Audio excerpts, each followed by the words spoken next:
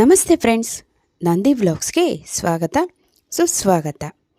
ಹನಿ ಹನಿ ಗೂಡಿದ್ರೆ ಹಳ್ಳ, ಒಂದು ಕೈಯಿಂದ ಯಾವತ್ತೂ ಅಷ್ಟೇ ಚಪ್ಪಾಳೆ ಅನ್ನೋದು ಆಗಲಾರ್ದು. ಎರಡೂ ಕೈ ಜೋಡಿಸಿದ್ರೇ ಚಪ್ಪಾಳೆ ಅನ್ನೋದು ಆಗೋದು. ಏನಪ್ಪ ಇದೆಲ್ಲ ಹೇಳ್ತಾ ಇದ್ದೀರಾ ಅಂದ್ಕೊತಾ ಇದ್ದರೆ ಖಂಡಿತವಾಗ್ಲೂ ಡೀಟೇಲಾಗಿ ತಿಳಿಸ್ಕೊಡ್ತೀನಿ. ಹಾಗೆ ಈ ಕವಚನ ಅಂತೂ ಯಾರು ಮಾಡಿಸಿದ್ದು, ಹಾಗೆ ಯಾವುದಕ್ಕಾಗಿ ಮಾಡಿಸಿದ್ದಾರೆ ಅನ್ನೋದನ್ನು ಡೀಟೇಲಾಗಿ ವಿವರವಾಗಿ ನಿಮಗೆ ತಿಳಿಸ್ಕೊಡ್ತೀನಿ. ವಿಡಿಯೋನಂತೂ ಎಲ್ಲೂ ಸ್ಕಿಪ್ ಮಾಡ್ದಿರಾ ಪೂರ್ತಿಯಾಗಿ ನೋಡಿ. ದೇವರ ಕೃಪೆ ಕಟಾಕ್ಷಕ್ಕೆ ಪಾತ್ರರಾಗಿ.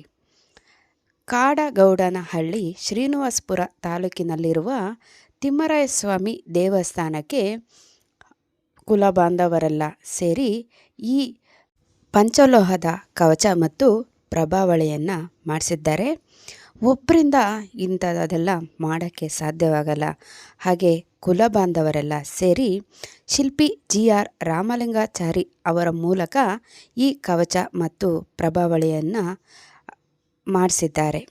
ನೋಡಿ, ಊರಿನವರು ಅಂದ್ಕೊಂಡ್ರೆ ಎಷ್ಟು ಮಾತ್ರ ಇಲ್ಲ, ಈ ಪಂಚಲೋಹದ ಕವಚನೇ ಅಲ್ಲ, ಬೆಳ್ಳಿ ಕವಚ ಸಹ ಮಾಡಿಸ್ಬೋದು. ಹಾಗೆ ಈ ಕುಲಬಾಂಧವರು ಎಲ್ಲ ಸೇರಿ ಅಂದರೆ ಮುನಿರತ್ನಪ್ಪ ಮತ್ತು ಅವರ ಕುಲಬಾಂಧವರೆಲ್ಲ ಸೇರಿ ಈ ತಿಮ್ಮರಾಯಸ್ವಾಮಿ ದೇವರ ಕೃಪೆ ಕಟಾಕ್ಷಕ್ಕೆ ಪಾತ್ರರಾಗಬೇಕು ಅಂತ ಈ ಕವಚ ಮಾಡಿಸಿದ್ದಾರೆ. ಅದು ಬಂದು ವೈಕುಂಠ ಏಕಾದಶಿ ಪ್ರಯುಕ್ತ ತುಂಬ ವಿಜೃಂಭಣೆಯಿಂದ ನಡೆಯುತ್ತೆ ಇಲ್ಲಿ ಜಾತ್ರಾ ಮಹೋತ್ಸವ ಅನ್ನೋದು. ಆ ಕಾರಣಕ್ಕಾಗಿ ಇಲ್ಲಿ ತಿಮ್ಮರಾಯಸ್ವಾಮಿ ದೇವಸ್ಥಾನಕ್ಕೆ ಕಾಡಗೌಡನಹಳ್ಳಿ ಶ್ರೀನಿವಾಸಪುರ ತಾಲೂಕಿನಲ್ಲಿರುವ ತಿಮ್ಮರಾಯಸ್ವಾಮಿ ದೇವಸ್ಥಾನಕ್ಕೆ ಪಂಚಲೋಹದ ಕವಚ ಹಾಗೂ ಪ್ರಭಾವಳಿಯನ್ನು ಮಾಡಿಸಿದ್ದಾರೆ. ಅಷ್ಟೇ ಅಲ್ಲದೆ GR ಶಿಲ್ಪಿ ರಾಮಲಿಂಗಾಚಾರಿ ಅವರಿಗೆ ನಮನ ಸಹ ಸಲ್ಲಿಸಿದ್ದಾರೆ. ಅವ್ರಿಗಂತೂ ನಮ್ಮ ಕಡೆಯಿಂದ, ನಂದಿ ವ್ಲಾಗ್ಸ್ ಕಡೆಯಿಂದ ಒಂದು ಹೃತ್ಪೂರ್ವಕವಾದ ಧನ್ಯವಾದಗಳು. ಅಷ್ಟಿಗೂ ಹೇಳ್ಬೇಕಂದ್ರೆ ಈ ಶಿಲ್ಪಿಗಳಾದಂಥವರು ನಮ್ಮ ಯಜಮಾನ್ರೆ ಅಂತ ಹೇಳ್ತಾ ಇದ್ದೀನಿ. ನನಗಂತೂ ತುಂಬ ಹೆಮ್ಮೆನೇ ಅನಿಸ್ತಾ ಇದೆ. ಇದು ಸಾಮಾನ್ಯವಾದ ವಿಷಯ ಅಲ್ಲ, ಎಲ್ಲರೂ ಮಾಡೋ ಅಂಥದ್ದು ಅಲ್ಲ. ಅದಂತೂ ಶಿಲ್ಪಿಗಳನ್ನೇ ಇಂದನೇ ಸಾಧ್ಯ ಅಂತ ಹೇಳ್ಬೋದು.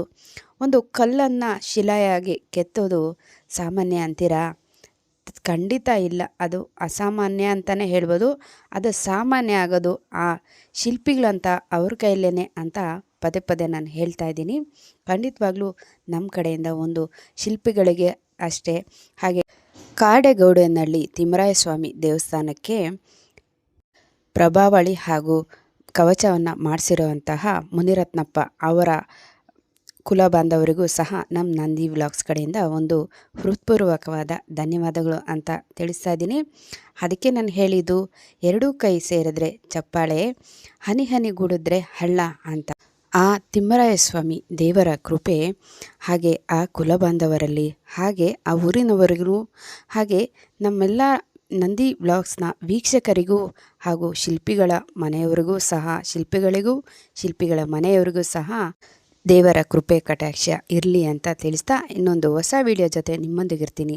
ಅಲ್ಲಿವರೆಗೂ ನಮ್ಮ ನಂದಿ ವ್ಲಾಗ್ಸ್ನ ವೀಕ್ಷಿಸ್ತಾ ಇರಿ. ವೀಕ್ಷಿಸಿದವರೆಲ್ಲರಿಗೂ ಧನ್ಯವಾದಗಳು.